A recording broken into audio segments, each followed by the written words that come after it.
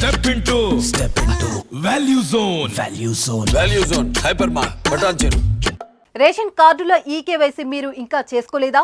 అయితే వెంటనే మీ రేషన్ దుకాణానికి వెళ్లి ఈకేవైసీ చేసుకోండి. లేకపోతే మీకు ఇక రేషన్ సరుకులు రాకపోవచ్చు.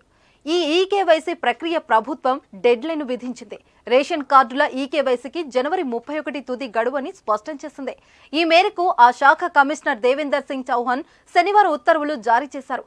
ఈ లోపు ఎవరైనా ఆధార్ లింకు చేయని వారు ఉంటే వెంటనే ఆ పని పూర్తి చేయడం మంచిదని అధికారులు సూచిస్తున్నారు.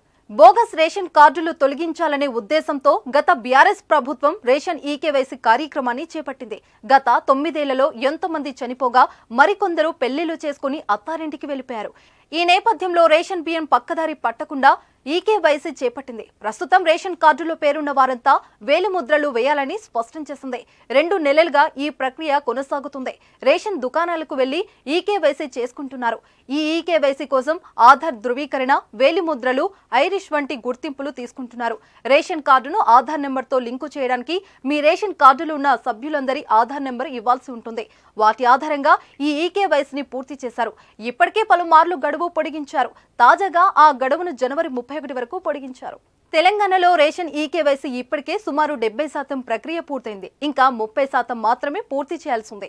ఈ ప్రక్రియలో ప్రజలకు కొన్ని సమస్యలు ఎదురవుతున్నాయి. పలు రేషన్ షాప్లో బయోమెట్రిక్ మిషన్లో వృద్ధులు, చిన్నపిల్లల వేలిముద్రలు నమోదు కావడం లేదు. అలాంటి వారందరూ ఆధార్ కేంద్రాలకు పరుగులు తీస్తున్నారు. ఆధార్ కేంద్రాలు నమోదు చేసుకున్న రోజు నుంచి 90 రోజుల్లోపు అప్డేట్ అవుతుంది. అయితే ప్రభుత్వం జనవరి 31 వరకే అవకాశం ఇవ్వడంతో ఇంకా అప్డేట్ చేసుకుని వారిలో ఆందోళన మొదలైంది. నిర్ణీత గడువులోపు అంటే జనవరి 31 లోపు రేషన్ ఈకేవైసీ చేయకపోతే రేషన్ కార్డును నకిలీగా భావించి డిలీట్ చేయనుంది ప్రభుత్వం. ఇలా డిలీట్ అయినట్లయితే ప్రభుత్వం డేటాలో మీ రేషన్ కార్డు వివరాలు తొలగిపోతాయి. దాంతో మీకు వచ్చే రేషన్ సరుకులు ఆగిపోనున్నాయి. మరోవైపు కాంగ్రెస్ పథకాలతో రేషన్ కార్డు చాలా కీలకం. దీంతో వెంటనే ఈకేవైసీ ఇంకా చేయని వాళ్ళు వెంటనే ఈకేవైసీ చేసుకోవడం మంచిదే.